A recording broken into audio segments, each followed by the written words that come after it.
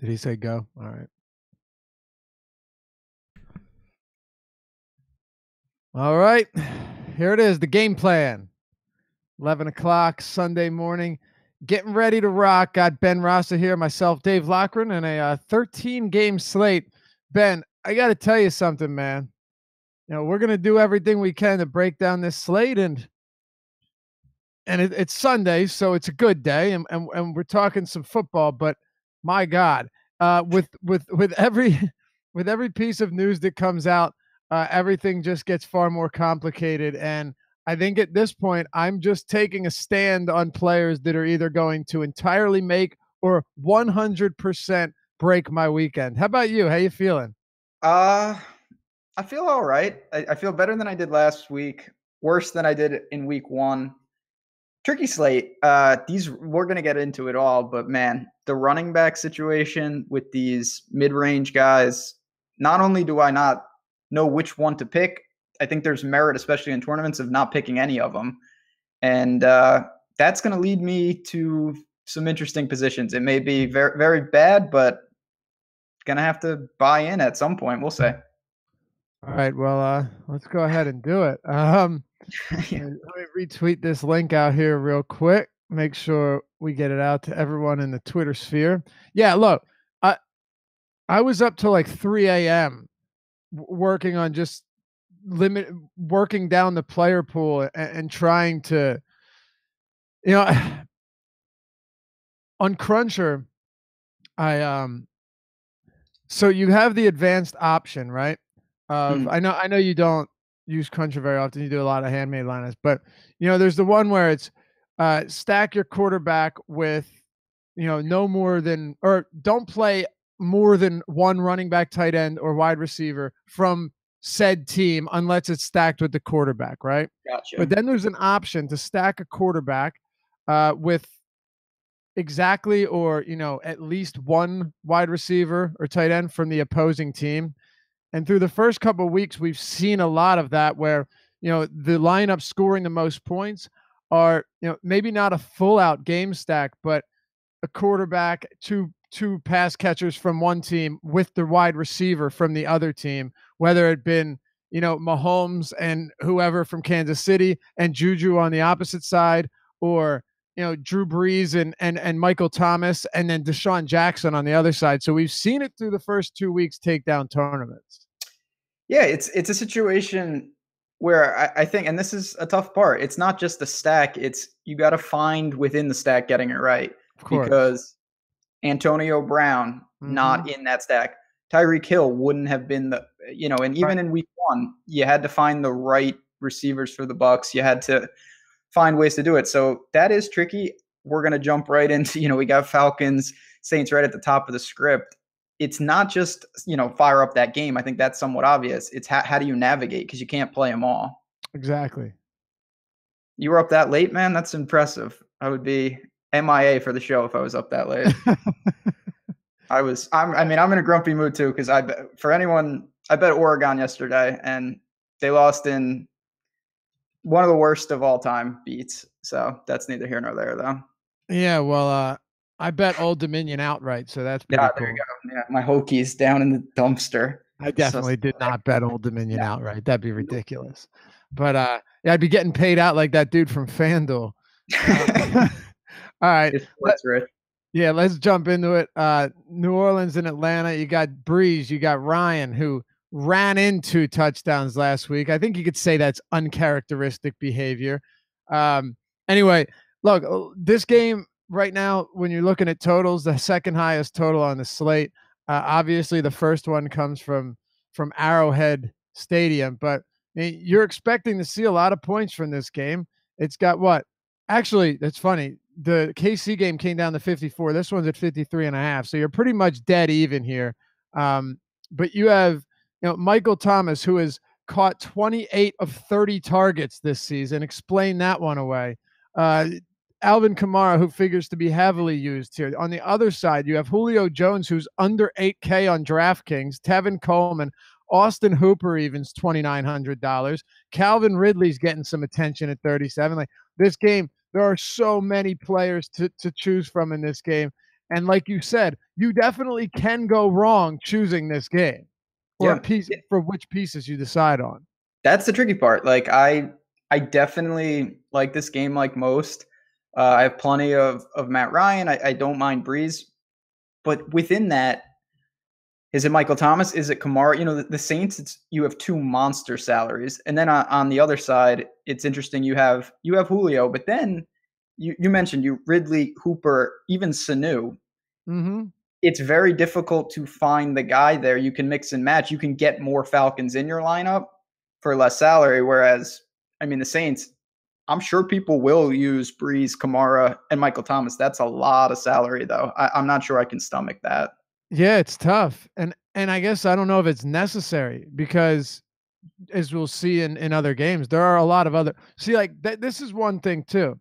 You get dead set on a game and then you feel like you have to force a guy in, right? Like take an Alvin Kamara at 9,500 or Michael Thomas at 8,900. And then you kind of ignore players at the same position from other games that have equal or higher upside, that can still match that production. They may not be as popular, but I mean, you can't tell me that DeAndre Hopkins doesn't have, the same ceiling or dude, I'll even throw Odell Beckham out there who's not getting much attention. Like these guys and Julio Jones, obviously on the other side of Thomas, the, there are several different ways just in that top tier that you could make the wrong decision or make the right decision. I don't know. I have Michael Thomas right now. I have about 25%, Mm-hmm. but I don't know how much I'm forcing in, right? Like if he pops up and it works in these lineups, I'm going to make it happen. But aside from that, I'm not forcing Thomas in, if it means that I love my lineup with Julio in it or Hopkins, I'm not going to make myself find the extra $600 is kind of where I'm at here.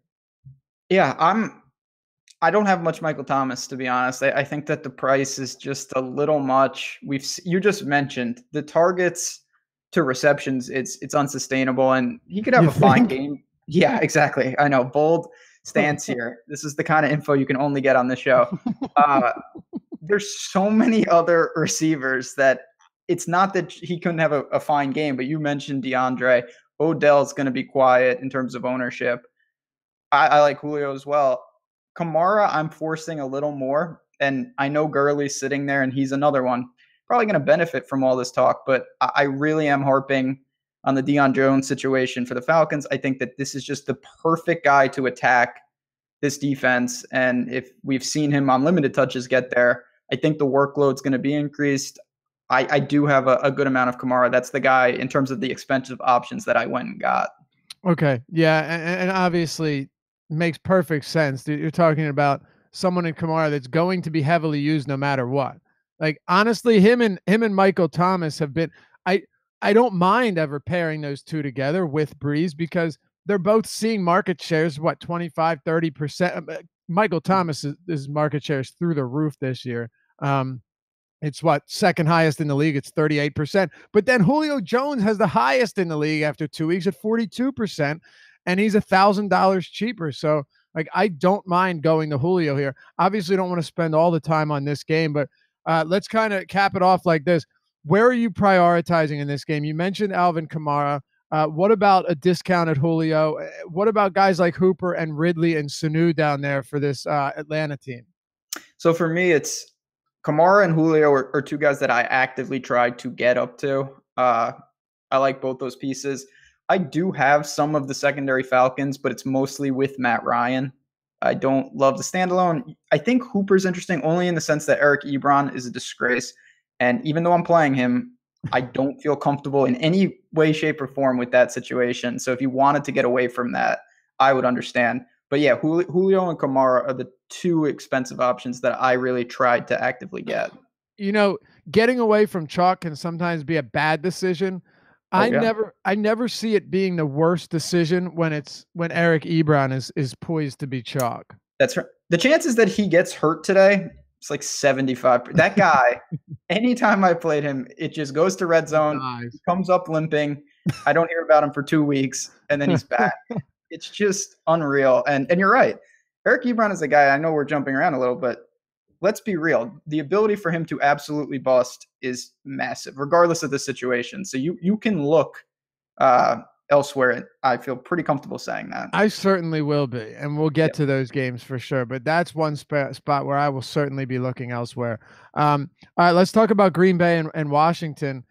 You have Rodgers and Alex Smith. Alex Smith was a colossal disaster last week, and of course he completed 33 of 46, but did not reach the end zone once against the Colts team that I don't want to say an upstart Colts defense, but they definitely looked better than they have in the past. And their pass rushes looked better. Their run defense wasn't nearly as bad as we expected it to be. But now you have Washington and Green Bay. This game's at Washington. I mean, with Rodgers, it's what? They're 2.5-point favorites. You got a 45.5 total on this game. It's hard for me to even consider Rodgers here just because he's the most expensive. He's not fully healthy. Washington's defense has been, serviceable. What about you on the other side with Alex Smith? Not a game I'm super high on. I think there's a couple pieces. Quarterbacks are out. There's just too many other options for me. I agree with Rodgers. Alex Smith, I tried that situation last week. Not for me. Chris Thompson, I think you can look there. You hope that maybe the Packers get ahead and he just catches a ton of balls. But even if the Redskins are moving the ball, I expect him to be involved. He's in that bunched 6K-ish running back range. And then the other guy, and I haven't heard much on him, and maybe I'm on an island here, is Jimmy Graham. I don't know if he'll be popular.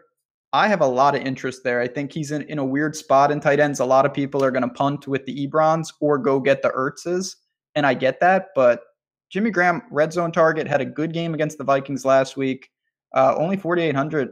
I'm definitely buying in that spot. Yeah, I have no problem with Graham here. I know I'm going to have a good amount of Kittle too. It'll probably come back to bite me, but it's happening. Like it's happening. So it really depends on how much I'm able to get him in. I don't know if let's see, do I have any right now? I don't really have much Graham at all. Taking that's going to be common. Yeah, I think you're right. But I feel like I'm taking a risky stance at tight end because I'm just not buying into the Ebron chalk. Like in cash, you're playing Ebron, right? Yes. That may obviously, but I just don't. If I get killed because I don't have Ebron in tournaments, then so be it. Put it that way. I just the guy. I don't care if it's Andrew Luck or Stafford as his quarterback, because he had a guy that threw 50 times a game in Stafford and was still disappointing, perennially disappointing. I just don't see this being a smash spot just because he's 3,400 and Doyle's out. I just the ways of Eric Ebron. If Eric Ebron smashes the slate, I hope I lose. Even though I have a decent amount, I just can't accept that. I'm not saying he can't get there. He couldn't even. Maybe he catches another one. But if he has 14 points and he gets there, you're fine. If you don't have him, you can survive, especially when Jimmy Graham catches 2 touchdowns and then you're rolling. No, I think Graham's an interesting pivot. A lot of pivots at the position, and it's pretty much everyone is cheap outside of Ertz and Kelsey, who are actually both good play. We'll get to them shortly. But yeah, in this one, honestly, it's hard for me to really have much. Chris Thompson's always a fine play. I got no problem with him. But you just have so many running backs in that price tier today. And then aside from that, I don't know. I think I have like 5% Jamison Crowder. I can't. Doxson love? I have 1% on 150 lineups. I have 1%. That's Doxson. Probably 1% too many, but still. That guy. All right. Philly and Indianapolis. Here it is. Here's the Ebron game. You got no Jack Doyle. You got Eric Ebron. Carson Wentz making his season debut. I found it interesting. Adam Schefter tweets, "Rain in Philly for the return of Eagles Carson Wentz." I'm like, okay, dude, it's an outside game. This stuff happens, but it seemed like an unnecessary one. But it was there, and there's some rain right now. It's actually not raining right now. I'm like 15 miles outside of the city and stopped raining, so that's good. But yeah, I mean, he's really cheap, but this team is so depleted when it comes to weapons. So I'm taking a wait and see approach here, and I'm not playing Andrew Luck either. Almost no interest on the Colts side. I actually think the Eagles defense, if you want to get away from the Vikings, is a fine play. Ebron's the guy. I know we just talked about him. I have him in cash. I have him in some tournament lineups where I was in a jam and I really needed the savings. I'm not saying you can't go there, but I Right. do not feel in any way that you're sacrificing much if you find a different build. Right. Uh, it's Eric Ebron. I'm just going to leave it at that. There's not much to say. So what you're saying is Ebron wasn't the first player into those Yeah, lineups. he didn't come preloaded. I'll put it to you like that. So on the other side of this game, though, with Philly, and by the way, no Marlon Mack, so you're probably if ready. Do you have DraftKings pulled up, like the just like a contest pulled up? Yeah, Okay, so if you just click and filter out the other games and only have the Colts and Philly, right? Go ahead and do that. yeah. There's a lot of O's. Click on our running back, and just everybody, Yep. everyone has an O or a Q next to their name. So Except Hines, who's yeah. possibly made out. Yeah, Naeem Hines, dude, what a disappointment he's been so far. He's still getting some work in the passing game. Like they're using him, and what did he score on, like a 1 yard reception? Yeah. Or what was it, a 8 yard touchdown? I don't know, but he's not very good. Yeah, if you're going anywhere here, it'd be, for me, it would be Wilkins, but because he's actually getting work in both facets of the offense. But I don't see myself going anywhere here.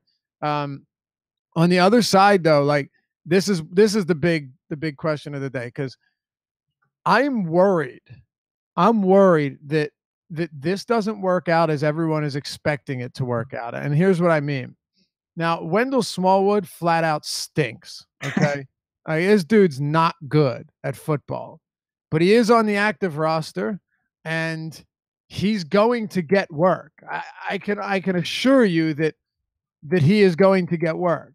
Um, and then Josh Adams, who isn't in the player pool, was promoted to the active roster after being on the practice squad.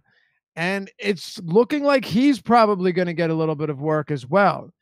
Corey Clement's never seen more than 12 carries. He's seen 10 carries only like twice in his career, dating back to the start of last season. Look, I love his talent and his skill set, and I think at this price point, you're still playing Corey Clement. But I am cautious, or I'll say at least cautiously optimistic. I don't even know if I am optimistic, Ben. I'm worried that Clement's workload is still somewhat curbed, as we've seen with guys like Ajay, who are guys that can handle an entire workload. Peterson, and they just, I don't know. It seems like they don't want to run these guys into a wall, and Clement's not really a 3-down guy anyway. So yeah, I'm really wavering on this, but I still have plenty of Corey Clement. Yeah, he's another one. I think you play him in cash. And for tournaments, I do have some, but I'm I do with you. too. I see the risk. Maybe I'm reading too much into this, but Smallwood, if there's one thing he can do, he is an asset in the passing game, and that's really what saves these guys. Like if Clement gets 5 targets, I feel so much more comfortable. Sure. That can make it up in a hurry. I'm just worried that they give him, he's obviously going to see an increase in carries. I'm just hoping he gets those looks again. That's really what's going to define it for me, because if he doesn't, he's going to obviously have to find the end zone. Can he? Of course, but when you're relying on, it's like the, Blunt style, you when you're relying on touchdowns, it's very scary because the floor is so low without the receptions. Yeah, and I think he will. I think he should, unless Philly goes ahead early, and then that's a problem. But they are still depleted. They're, outside of Aguilar and Zach Ertz, there's no Alshon Jeffrey. Mike Wallace is done. Like Dallas Goedert, they're not giving him any work. Josh Perkins isn't exactly the guy you want to lean on in a close game. So you have to think Clement gets work, and there is no Darren Sproles either. So I still think Clement's a very good play. All I'm saying is that, put it this way, if Clement wasn't heavily involved in the passing game, there's no way I would be targeting him today, because I think in terms of touches and carries, I wouldn't be surprised to see Smallwood get like 8, Adams get 6, and Clement have like 7 or something like that. Yeah, and that's He's going to get shots. Yeah, you're right. I mean, game script should set up in his favor, and he's 4,300. I get the appeal, but even it's funny with all this value, there's not one spot where I'm like, this is a one, even if the guy's 60% owned, I think you just play it and move on. Like, I don't Okay. feel that way about Clement. I don't feel that way about certainly the Latavius or Gio. And it's funny. You would think with all the injuries, it would have opened up some really good spots. It's not the case. I'm with you, man. I'm with you. Um, but I'm still gonna have some because how can I not? No, I don't know how I can't. So that's what it comes down to, and that's really the one spot in this game. I do have a little bit of Aguilar. I just think that as a possession guy in PPR leagues, you might not get massive upside from him, but Aguilar is going to get targets, and I like Ertz too. But how are you fitting Ertz if you are like I like him, but he's at a position. The only way I'm playing Ertz, I think, is in two tight end lineups. I have some Ertz, and it you do have to sacrifice. There's no doubt about it. Um, and you're right. I have a lot of Ertz with another tight end, and that's how I made it work. But it's tricky because he is I think the best way. Aguilar is fine, but I feel most comfortable with Ertz.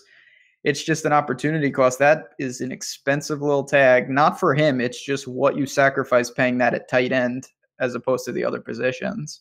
Yeah, someone said Smallwood is better than Clement today. I mean, go for it, pal. If I'm not playing Clement, it's not because I'm playing Smallwood. I'll put it to you that way.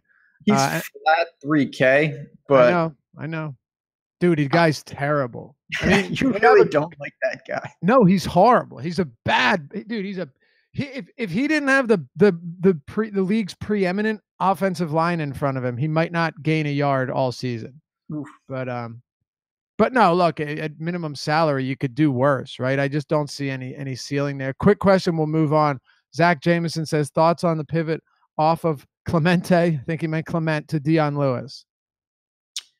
Well, the Jags. I don't think it's with Gabbert there. I think Gabbert's playing. He is. It's a tough sell. I'm not sure I want to mess around at Jacksonville. You're going to get if you're looking in say a Millie type tournament and you want a one off for a tenth of the ownership. More power to you. For me, it's a spot I would probably avoid.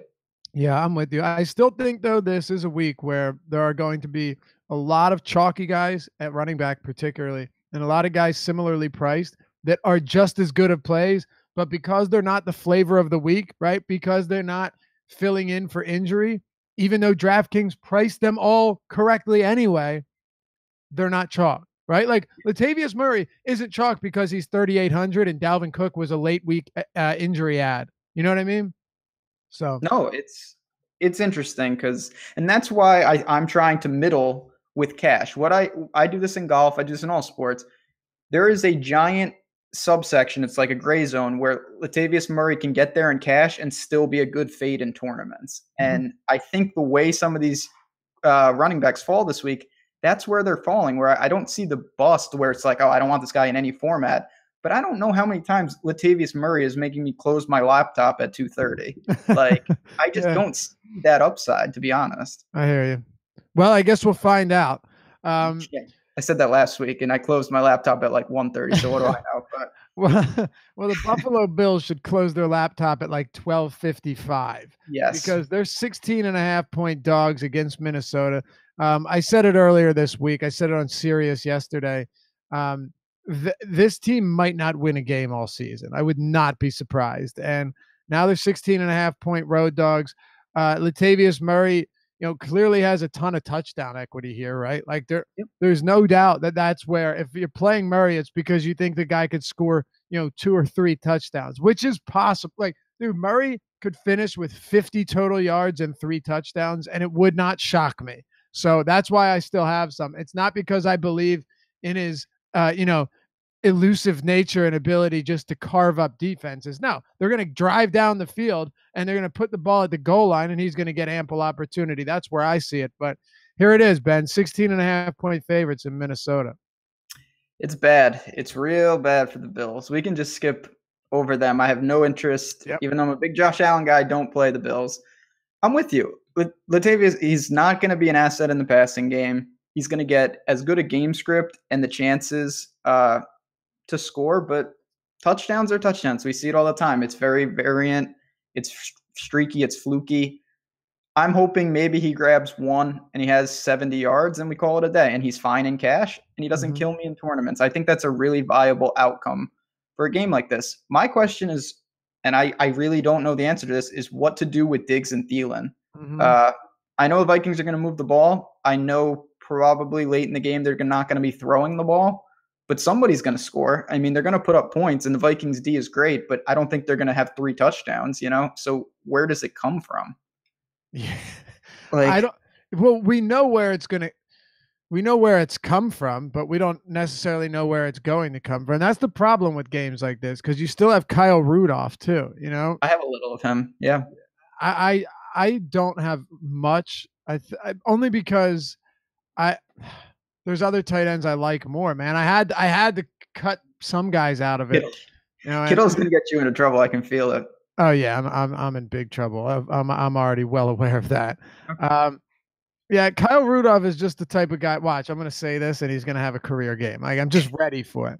But he's the type of guy that never kills you. Like, it's true. He finishes with like 40 yards and a touchdown. Maybe I think, what did he have last week? Like 70 yards and a touchdown.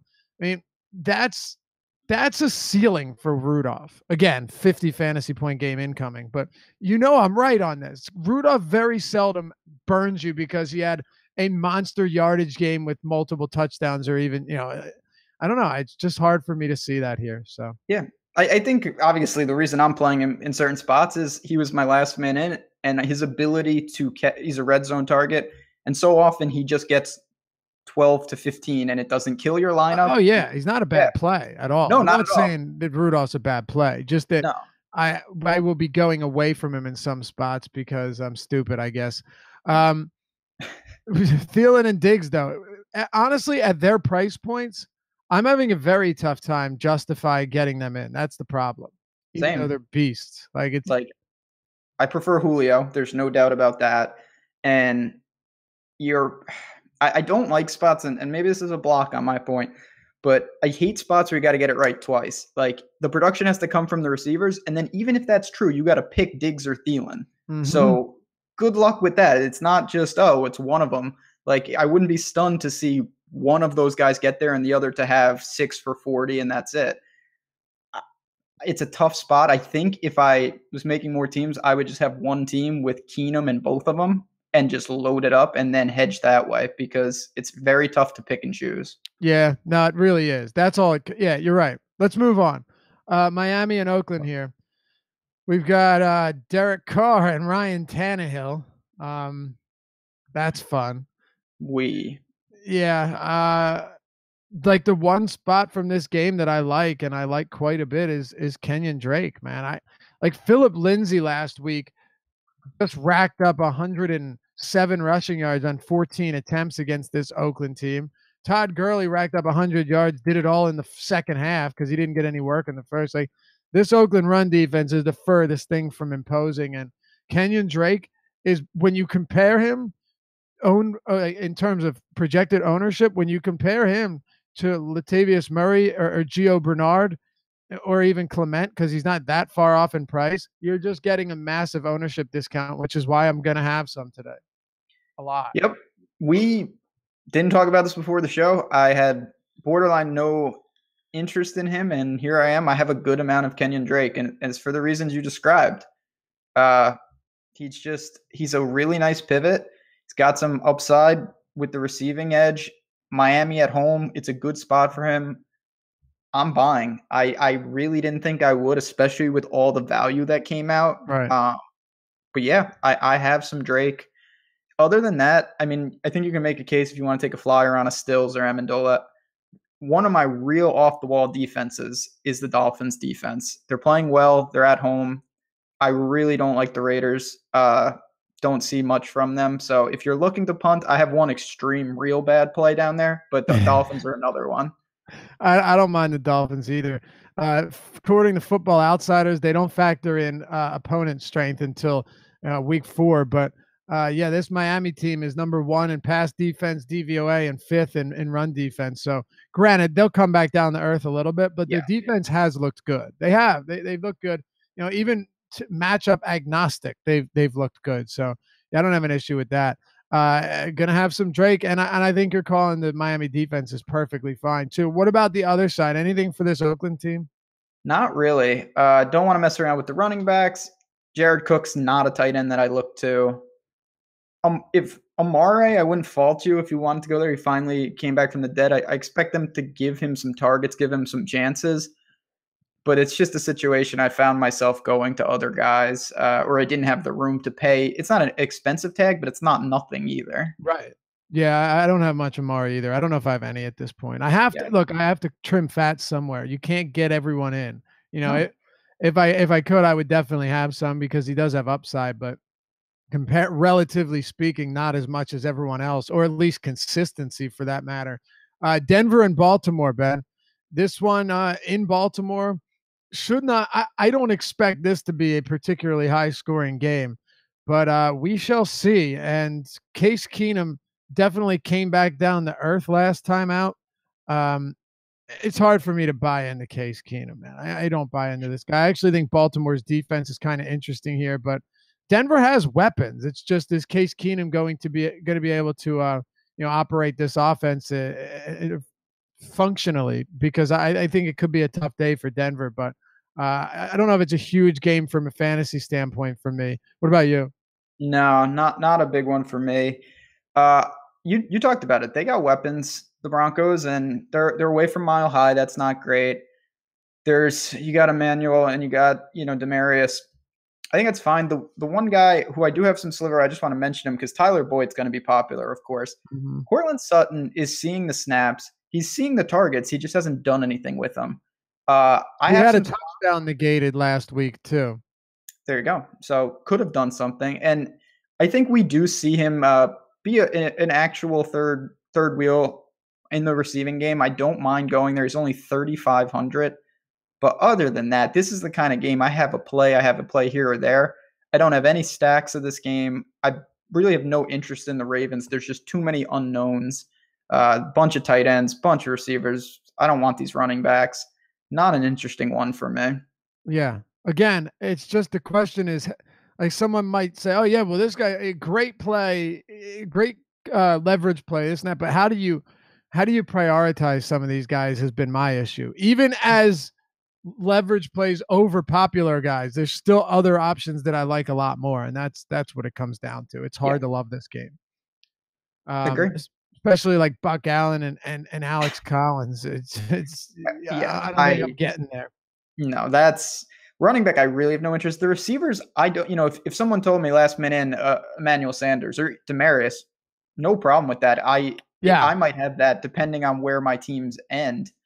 I just don't know how many times I'm looking to actively get them. I'm okay with not having them on teams as well. Right. I think I have 7% Demarius Thomas, and like I feel okay with that. You know, I feel pretty okay with that. Yep. And the problem with this run game, the reason I said this since week one, that I continue to expect Vance Joseph to run the hot hand. So if Lindsey gets off to a hot start, Lindsey gets the work as he did last week. Him and Freeman both got out to a hot start in week one. They split the work. It's really, really difficult to say who it's going to be. But we saw last week that Royce Freeman was not getting the touches, only 8 carries because Lindsey was crushing it. I don't feel like rolling the dice on which Denver Broncos running back is going to pay off for me against Baltimore on a week where we have all these running backs, Ben. So no thanks. Nope. Yeah, and Booker's there too. Like there's just too many bodies. Yeah. You're again another situation. I talk about this often. Not only do you have to get it right in the sense that the Broncos have to produce on the ground, you got to pick which running back is getting the volume. Absolutely. That's really tricky. All right, talk to me about this next one because this has I won't say sneaky good value, but some good value here. Cincinnati, Carolina. Right now, Cam Newton and the Panthers are 2.5-point favorites. This game has a 44.5 total, so it's clearly not expected to be a shootout. But man, I just keep finding myself on a lot of plays from this game for one reason or another. Yeah, I think this game goes over that total, to be honest. I like this. I think it's a sneaky good one to target both sides of the ball. Gio is one of those running backs. I wouldn't mind him in cash. I do have Latavius over him. He'll be more of an asset in the passing game. He's produced when he's gotten the touches. That it's been mostly lack of work that's held him down. But again, I don't think you're jamming him in at the same time. Talked about Tyler Boyd. There's not many options in that cheap wide receiver range, so you can look to him. The targets are there. AJ Green's always an option, and then on the other side, I'm high on Carolina. I've been on Cam and Christian McCaffrey both weeks so far. They've been producing. Tougher spot. I don't think it's the best, but I do have some. I think both their workloads are sustainable, and with the lack of weapons besides those two, I don't think there's many games where they're not involved. Yeah. I it's so hard to get away from McCaffrey. Yeah, Like every week. he's one of only four running backs that leads his team in targets share through the first 2 weeks. Like, he has 34% of Carolina's total targets. That's ridiculous. Yep. He just gets so much work. What about Funches? Yeah. I don't think I would use. The only way I would use him is if I have Cam, and Cam's the kind of guy you don't need anyone. You could roll McCaffrey, or you could roll Cam by himself. So I don't mind it if you're pairing him up, but McCaffrey's the guy. I mean, he hasn't found the end zone yet. He will break through, of course, here and there. He's just been doing it all with pure volume, and that's really appealing. It's tough not to like a guy who's seeing that kind of work in either game script. Obviously, if they get out ahead, it's not like he goes away. Yeah, it's highly appealing when a guy that hasn't scored yet is still giving you 30 fantasy point games. Yep. It's very, very tough to. You ain't gonna kick him out of bed for eating crackers, Ben. Story of my life. All right, it's not even an applicable phrase there, but I just like to say it. Why not? Yeah, why not? Tyler Boyd, though, you're going to see some ownership there, but he is very cheap. You're talking about a guy that has gotten a fair share of work. Joe Ross is not the guy. I know you look at the guy's red zone targets and say, "Oh my God!" Like, he's actually getting targets in the red zone. I think he has 4 red zone targets this year. But Tyler Boyd Dalton just seems to trust him a lot more. He's got 14 targets through 2 games, second to only AJ Green. And no one else has even come close, and then you have no Joe Mixon, so you have Bernard, but he's still not as quality a talent. And then just in terms of snap counts, when you look at Tyler Boyd, he's got played 87 and 76% of snaps. He's at his price, there's no doubt that he makes sense. Yeah, and again, it's partly that you just read all that, and that definitely are all factors in why I want to play him. It's also the lack of options. If you need a cheap wide receiver, to me, there's a couple guys you can even remotely look to, and he's far and away the best. Yeah. So you're kind of funneled to him, especially, and this isn't a great thing, but you're going to see a lot of people pair up that Falcons Saints game, and then they're going to take Boyd as the add-on to relieve the salary that they just paid for Michael Thomas or Kamara and Julio. Yep, for sure. All right, let's keep it moving here. We got to try and be expedient. Giants and Houston. This is one where I keep finding myself going back to, because everyone's on Kansas City, San Francisco, and justifiably so. Everyone's on the Saints and Falcons, but I just see value in this game. Like, I see value here, and like Watson and Hopkins and Fuller's pretty cheap, and even like even Beckham. Ben Beckham hasn't put together any monster games yet because Eli Manning's terrible, but you're still talking about a guy that's seen 30% of Eli's targets and is going to continue to see 30+% of his targets. So yeah, this game to me is actually on the radar pretty firmly. Yeah, I like it as well. I have some teams with Deshaun Watson. Tried to pair him with Hopkins, but Fuller, I totally get it. Guy seems to find the end zone at will. I don't really understand why, but he does. It's crazy. It's insane. That is what it is. The efficiency is just, you want to talk about unsustainable, but he keeps doing it. I've been saying that for a long, I know, long I time. know. So have I. Like it's unreal. But I ran it back with Odell on a lot of teams, and I know I saw it like everyone against the Cowboys. That's why Saquon Barkley's catching 15 balls because they have no time. But they'll make adjustments. They will get Odell the ball. He won't stand quiet. He'll make sure they get him the ball. So I don't mind going to him. If you're in a jam, Evan Ingram is another tight end in that weird range that I don't mind. He is behind guys like Jimmy Graham though, so I'm with you. Odell under the radar, not going to have the Michael Thomas ownership, and the upside's certainly there. Texans need this game though, but I still think the Giants can move the ball somewhat, and it's going to start with that passing game. Yeah, I think we're on the same page here. It's a little risky, but I'm okay with that. And how much do you have any Deshaun? How much Watson, if I any? do. I have a couple teams. It's mostly him and Hopkins paired up, but he's behind guys like Matt Ryan. We'll talk about Russell Wilson for May, and even Cam. He's in the mix, but not someone I jammed in. I also don't think Lamar Miller is the worst thing you can do. I mean, he's That's really cheap. another running back. I think the floor is there. The game script should be there. It's just God. There's so many of them. I prefer Drake. I don't know about you. I definitely prefer Drake. Yeah. Okay, same. But I have some Lamar Miller. That's a good call. Yeah, he's just really cheap, and he's going to get work. All right, Tennessee and Jacksonville. We can probably get through this one relatively fast. Is there anything in this game you like? Nope. The Titans are a disaster. Jonnu Smith was supposed to be something, and he got no targets. That didn't work out.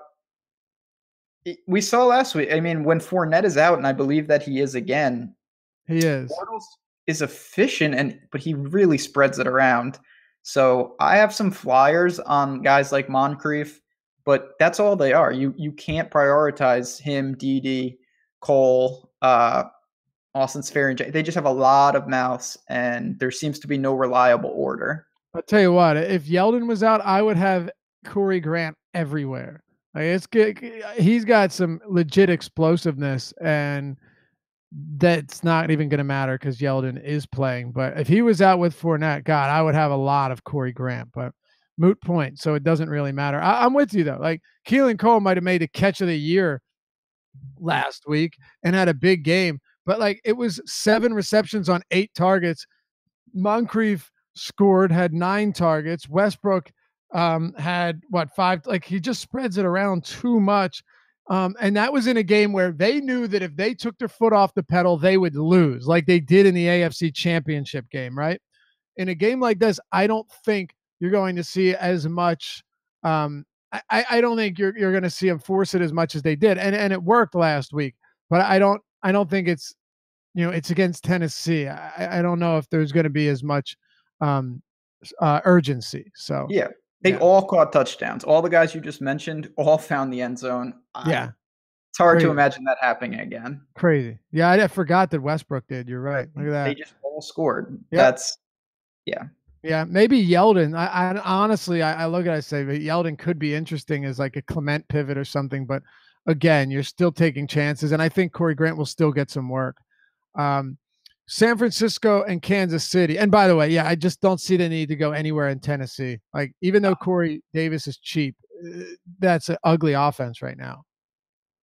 Just, it seems unnecessary. I get that you want to be different in certain spots, but I found guys, at least in spots, that I feel comfortable. I wouldn't be stunned to see the Titans put up a handful of points, and that's about it. Yeah.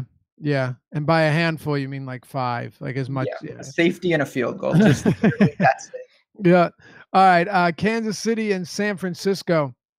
So here we go. This is obviously the game that has the highest total. It's only a half a point right now higher than the Saints Falcons game, but still, it's certainly up there. Kareem Hunt recently, through the first 2 games, he's been very, very, very pedestrian, right? Like, he's had 2 targets in total. So he's not being used in the passing game, which doesn't help. But he is pretty cheap again today. He's basically the same price as Latavius Murray, which means then I'm going to have some of Kareem Hunt too, because Ben, we may be on a different page here, but when I mentioned that I think you have a lot of touchdown equity or upside, at least for Latavius Murray, which is true. But Kareem Hunt has pretty much just as much in a game where they should be able to load the points on as well. But I'm seeing his ownership projections higher than I expected. It does seem that a lot of people are moving towards him, and I, I don't want to. He's not going to be unpopular, but I also don't know how high he gets. There's so many options in his range. I like him. Kareem Hunt is a guy I do not mind. I think you could go there in cash. I don't have him in cash currently, but I think that's fine, and I have him in tournament lineups. What do you want me to say? It's the damn Chiefs again. I'm just sticking with it. I don't mind Mahomes. I want to be clear. Right now, I still have him in cash, even though Matt Ryan is closing that gap with every minute. But there are so many quarterbacks. I have no problem going elsewhere. And for the majority of my teams, I am going elsewhere. Mm-hmm. So I have some Travis Kelce. I have some Kareem Hunt. Other than that, though, I don't have that much interest in the rest of the Chiefs. Yeah, that's the tough thing. Like, how do I – it's bit me in the ass before, but how do I pay 85 for Tyreek Hill here? It's really tough to do, man. I'm not trying to be stubborn, but if Tyreek Hill does his thing and he's more than capable of doing it, I just have to accept that it's not going to be my week because I can't. I just can't pay when I have DeAndre Hopkins and Julio and other guys that I want. I can't pay for a guy like that. It's just not what's going to happen. Yeah, so let's go to the other side because I think this is actually more interesting. Marcus Goodwin is active. Okay.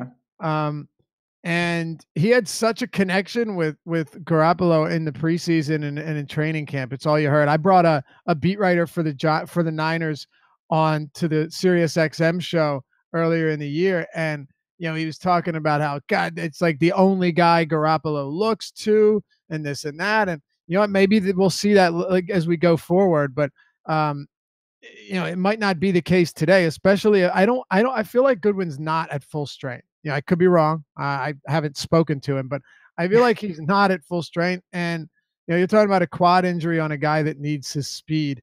So I do have some, and the reason is because I just found ways to sprinkle in everyone from this team at low owner or at low exposure, meaning some Goodwin, a little bit of Garcon, a good amount of Kittle, because it's just tough for me to think that if Kansas City obviously going to be super popular, but assuming they do put up the points that we're expecting them to at home in Arrowhead Stadium, like how is it that the Niners are going to do nothing on the other end?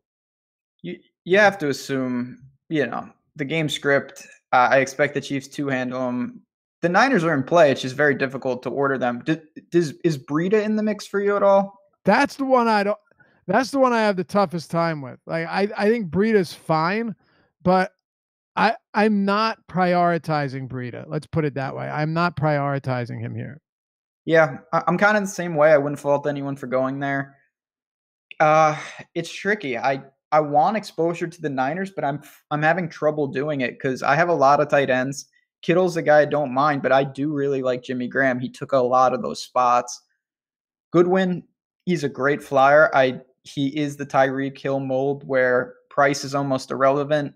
He's either going to get there or he's going to crash. He's relying on big plays.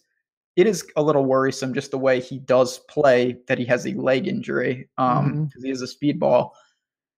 I don't think Pettis is a little don't really see it, to be honest.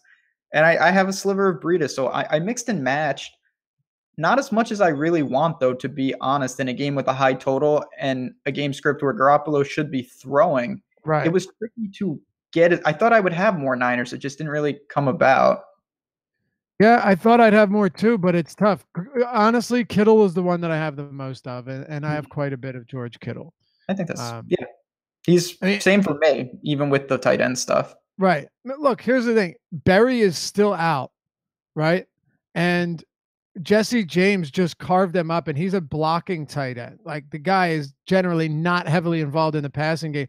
It's just I don't know how that Kittle. I don't know how you're going to just not target a guy that I expect to be open very frequently in the middle of the field. So I'm willing to take that risk. I think even though Kansas City's at home, and I think we will see some positive regression on their defense, probably a little negative regression on their offense because you usually don't average a touchdown per every 4.5 attempts like Mahomes is doing.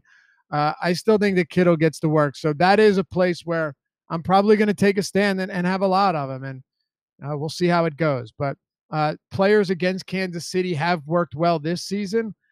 So I might not have a ton of anyone else on the San Francisco team, and that's how it's shaping up right now. But Kittle will be my highest owned 49er. Who's your highest owned Niner right now?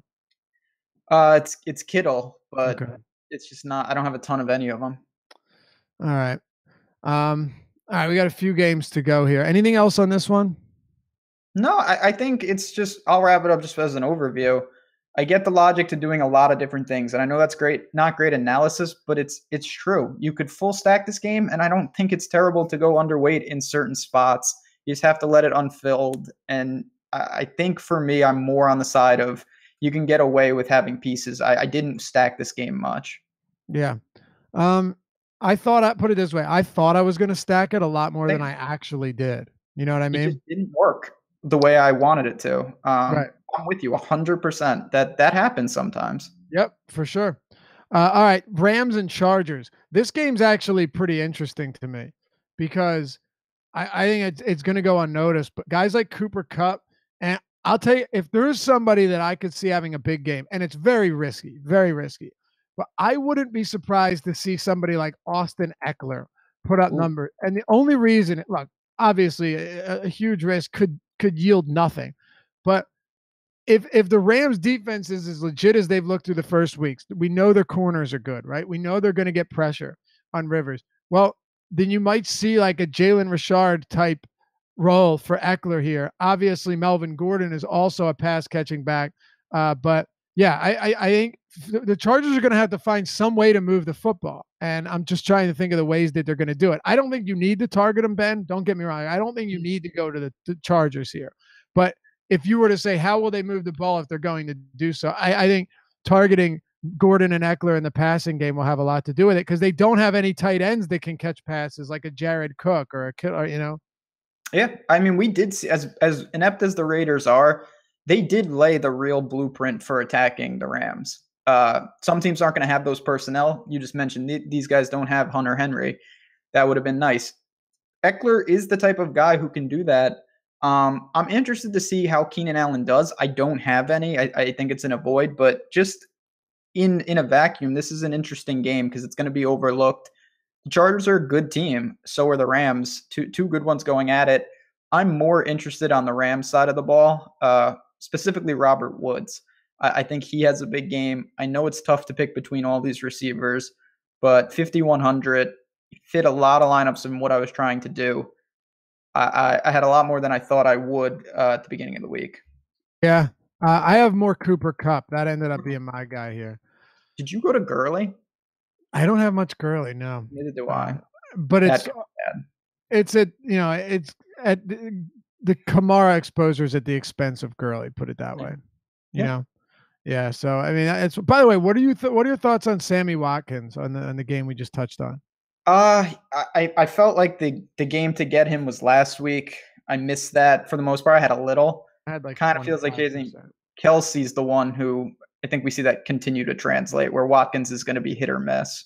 Yeah, I think that's fair. I have like 15%. I might have around 20, but he's going to be pretty popular from what I'm seeing, though. That's the other thing. It's not again, and that's why I say last week he was non-existently owned, and that was the week to kind of take the plunge. Yeah, I had a good amount of Watkins last week just because the snaps are there. Like, if there's one thing we know he's going to see the snaps.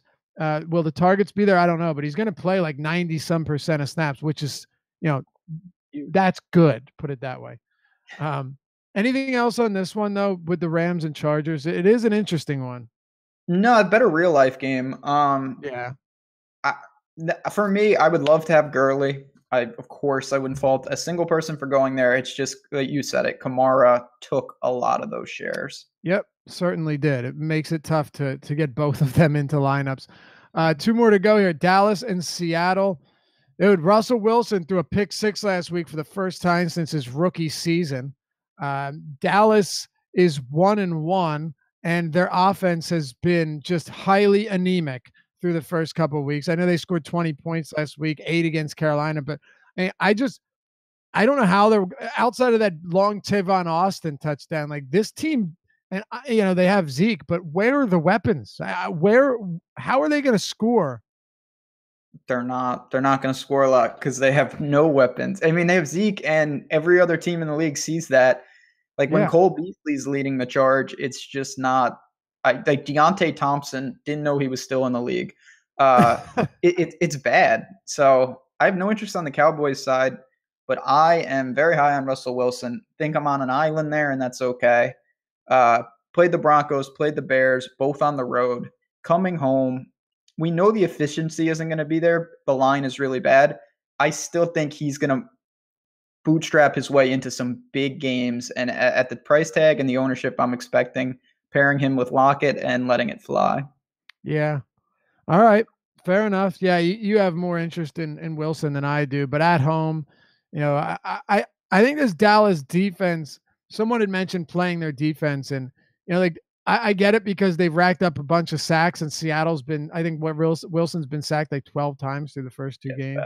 But yeah, I think I might just go up a little bit to Houston because they, if you're looking for sacks, they have just as much opportunity, and they're not on the road in Seattle. But I don't think it's a crazy idea. I mean, if this Seattle team's as bad as they've looked through 2 weeks, then the Dallas defense might be all right. But I don't think I'm personally going there. This game to me just doesn't have a whole lot. I'm not sure I'm anywhere here. Yeah, again, for me, I'm buying that Russell Wilson at home. We see a different narrative from this offense, and that even in these games where he hasn't looked great, he hasn't killed anyone. Right. It's there. I still think that ceiling is there, and that's what I'm trying to hit in a big field tournament. I don't really mind the floor. Sure. No, it makes sense. All right, let's get to the last one here, and then we'll turn it over to Chris and Josh. We've got Chris and Jake. We got Chris and Jake, right? Chris and Josh. Chris and Josh. Close. I got to get better at this, man. I've been doing this too long to get the names wrong so often. Chicago and Arizona. Here we go. This should be fun. Trubisky and Sam. How is Sam Bradford still start? I know that you and Andrew have this affinity for Bradford and this Arizona team, but I am not. I don't. I don't. I don't get it, Ben. I don't get it, man. Bradford's bad. Sam Bradford. He's bad. I wouldn't be stunned if we see Josh Rosen certainly sooner rather than later. Like sooner today? being in 4 hours. He might be here soon. So I will say this is another team though, and I might get myself into trouble. Coming home, I expect them to play better. I've been buying David Johnson. I still have 7,200. They said they got to get him the ball. I can't believe it took them a couple weeks to realize this. Bears defense is good. There's no doubt, but they are on the road. I think they can find ways to get him the ball. And if the Cardinals are going to compete in this game, I pick them to win this game, which I know is against the grain. It's going to come from David Johnson. So I don't mind that. And then I alluded earlier in the show as a I knew it. Cardinals defense. Trubisky's garbage. I really don't care. He makes too many bad throws.